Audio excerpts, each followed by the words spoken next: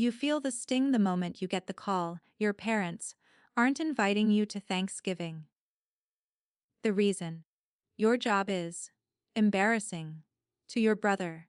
He's a golden child, a lawyer climbing the ladder of prestige, while you run a small, quirky business that thrives on creativity but defies their notion of success. This chapter dives into your internal turmoil, shock, humiliation, and the simmering resentment that builds as your parents casually mention that family appearances matter more than your happiness. You reflect on years of being overshadowed, dismissed, or belittled, realizing this is the culmination of a lifelong pattern of favoritism. Themes to explore: betrayal, family politics, societal expectations, simmering rage. Chapter 2: The Quiet Revenge Plan. You retreat into your world, one of invention, charm, and cunning. You decide not to confront them with anger, but to craft a subtle, elegant revenge. Maybe you start by quietly leveraging your professional skills in a way that could embarrass the family, socially or professionally, if used strategically. This chapter is rich in tension and clever plotting. Your friends or co-workers might be unwitting allies in your plan. You also reflect on the irony: the very job that embarrasses your family is also your strongest weapon. Themes to explore: empowerment, cleverness, the satisfaction of patience, and self-worth. Chapter 30: The Feast Arrives. Thanksgiving comes. The house is perfectly decorated. Your parents are smug, and your brother is preening in his tailored suit, oblivious to the storm about to hit. You arrive, unannounced or through subtle intervention, bringing a presence that changes the dynamic. This chapter highlights your internal battle between wanting to prove them wrong and the temptation to emotionally hurt them. You orchestrate events so that your embarrassing job becomes the center of attention in the most positive, unignorable way. Guests are impressed, your creative genius shines, and your brother suddenly looks small in comparison. Themes to explore: dramatic irony, reversal of fortune, pride, validation. Chapter 40: Sweet revenge, sweeter realization. The final chapter shows the fallout. Your parents are flustered, your brother humbled, and you have quietly, but unmistakably, asserted your worth. Perhaps you gift them something only your unique skills could produce, leaving a lasting impression that they can't dismiss. But the real emotional punch: you don't need their approval anymore. Sweet revenge is not in making them look bad, but in realizing your value and celebrating it openly. The story closes with a mixture of satisfaction, closure, and newfound independence. The phone rang just as I was about to close my laptop for the night. I didn't need to see the caller ID to know it was my mother.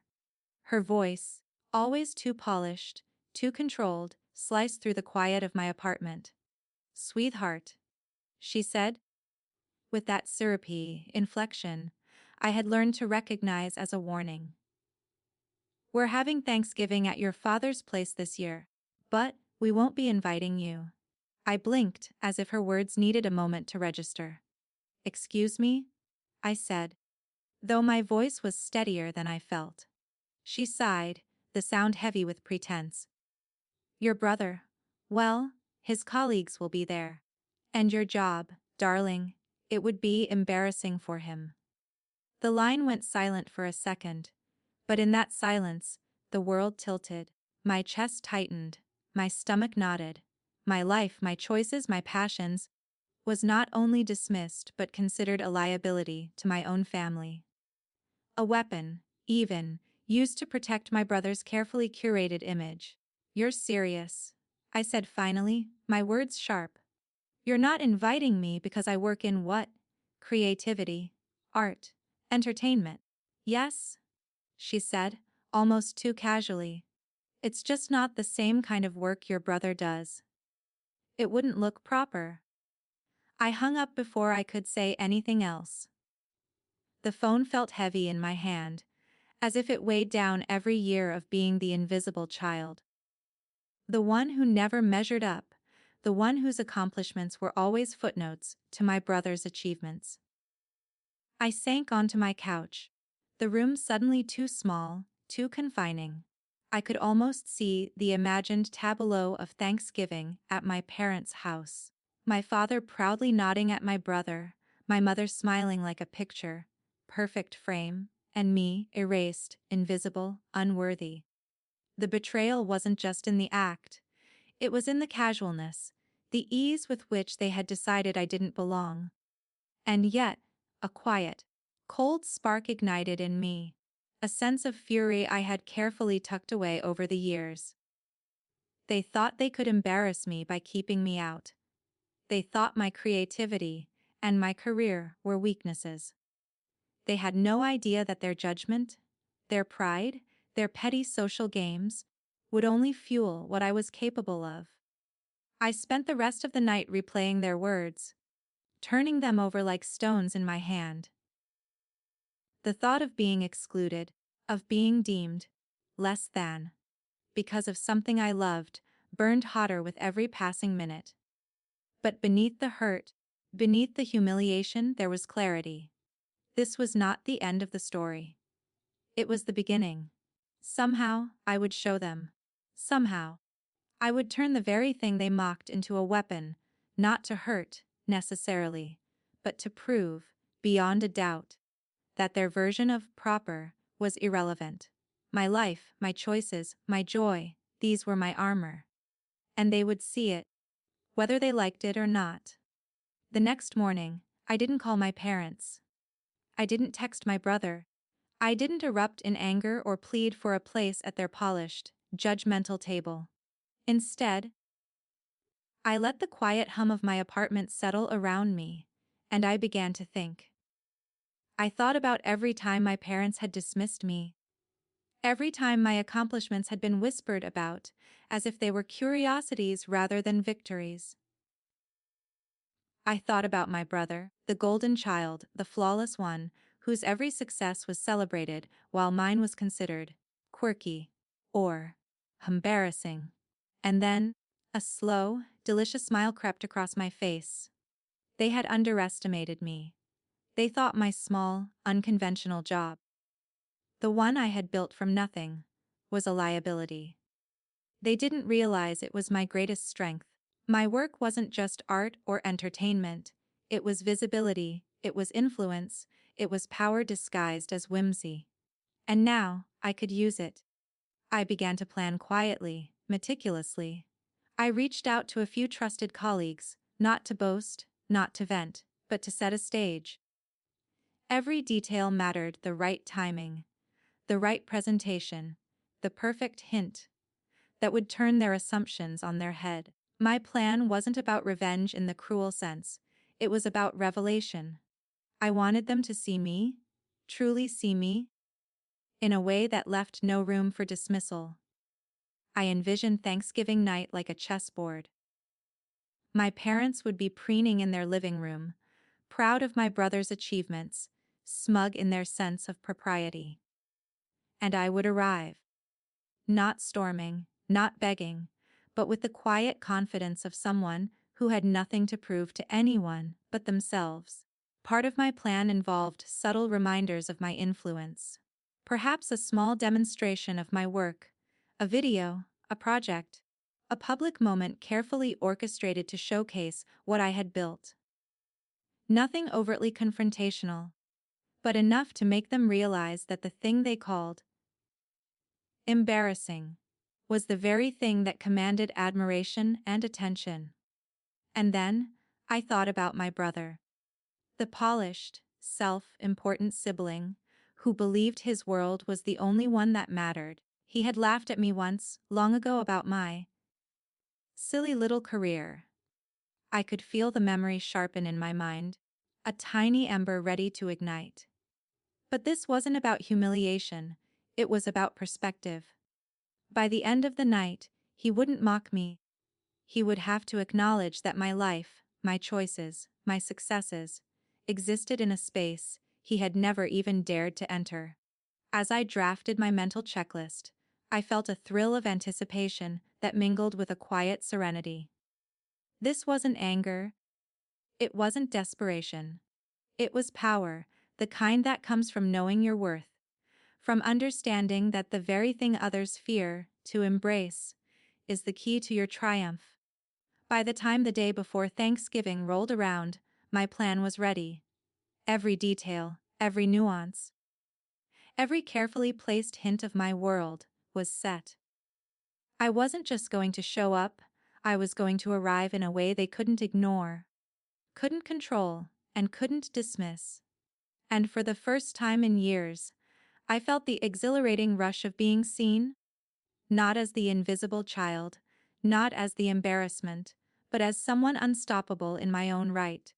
Thanksgiving morning arrived with the kind of golden sunlight that made the world look deceptively serene.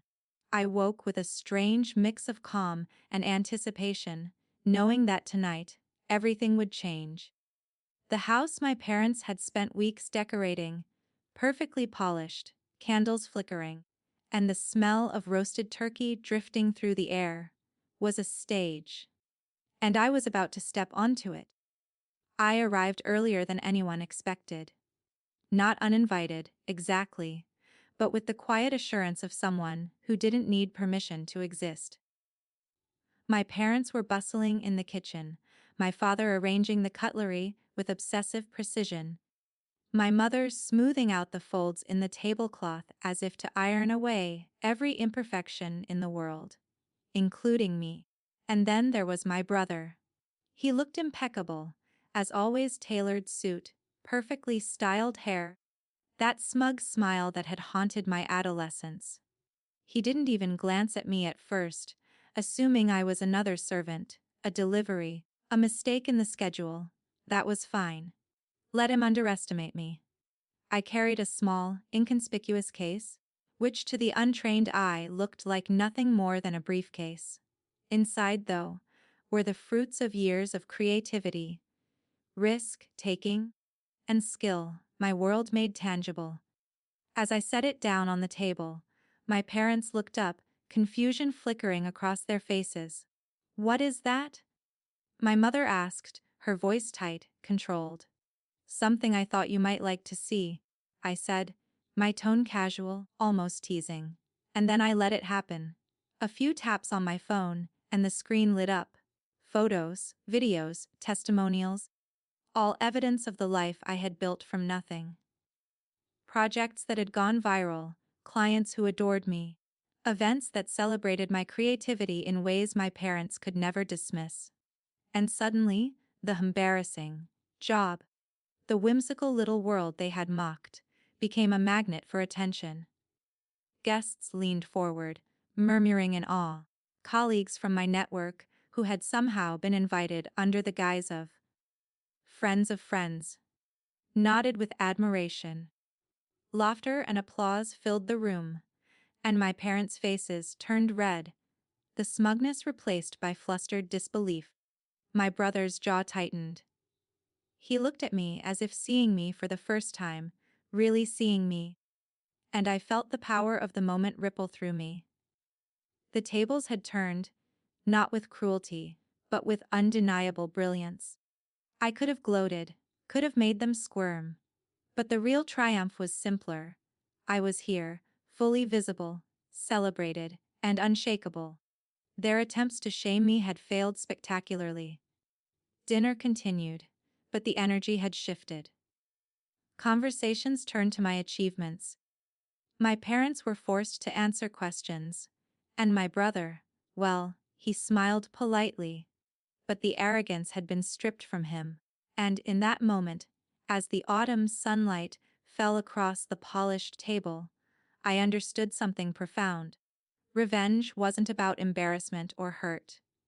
It was about presence, about asserting your worth so completely that no one could ignore it, not even the people who had once tried to erase you. Tonight, I wasn't invisible. Tonight, I was seen. The night settled into a warm glow, the fire in the hearth casting flickering shadows across the room. Guests laughed and clinked glasses, but the undercurrent had shifted entirely. I sat at the head of the table, not as a guest of approval, but as someone who had quietly, almost effortlessly, claimed my space. My parents were quiet now, their earlier control dissolved into something awkward, unspoken. My mother's lips pressed into a tight line, and my father's brows knitted in surprise every time someone commented on my work. My brother, usually the center of attention, had retreated slightly, the arrogance stripped from his posture. For once, he wasn't the one everyone looked at, it was me. The sweet part of this revenge wasn't in humiliation. It was in validation. I had taken their judgment, their condescension, and I had turned it into a celebration of myself. Every project, every risk, every late night I had endured alone, every silly idea they had dismissed, all of it was here, undeniable and radiant. At the end of dinner, I opened the case I had brought, revealing a handcrafted gift that only someone with my experience could create. It was beautiful, clever, and deeply personal, a testament to years of dedication and creativity. My parents gasped, unable to hide their astonishment, and my brother's eyes widened, a rare mixture of admiration and disbelief crossing his face. "You made this?" my father asked, his voice finally softening. "Yes," I said simply, letting my smile speak louder than words. "This is what I do. This is who I am." It was a declaration that needed no applause, no validation beyond the quiet acknowledgement in their eyes. And yet, their shock and awe were intoxicating. Not because I wanted them to be impressed, but because they could no longer deny my worth. Later, as dessert was served, I noticed the subtle shift in my parents' behavior. They tried to reassert control, but the power dynamics had changed. I was no longer the overlooked child. They were finally aware that the world I had built, the life I had chosen, had its own gravity. It commanded attention, respect, and admiration. My brother, usually smug and untouchable, leaned toward me quietly. "I didn't realize," he murmured. "I never really saw what you've done." I nodded, a mixture of satisfaction and compassion in my gaze. "That's okay," I said. "You didn't need to see it. I just needed to live it." And there it was, the real victory. Not in embarrassment, not in making them squirm, but in the quiet, unshakable recognition of my own worth. My parents might never fully understand my world, and my brother might never stop measuring everything by his own standards. But I no longer needed them to. I had proven, above all else, that my life was valid, beautiful, and unapologetically mine. As the night wound down and the last guests departed, I stood in the doorway, watching my family's expressions, bewildered, humbled, and yet undeniably proud in their own way. I felt a weight lift, a freedom I hadn't realized I was craving. The betrayal, the humiliation, the years of being less than, all of it had transformed into something stronger: clarity, confidence, and a quiet, lasting triumph. Tonight, I hadn't just been seen. Tonight, I had seen myself, and that, more than anything, was the sweetest revenge.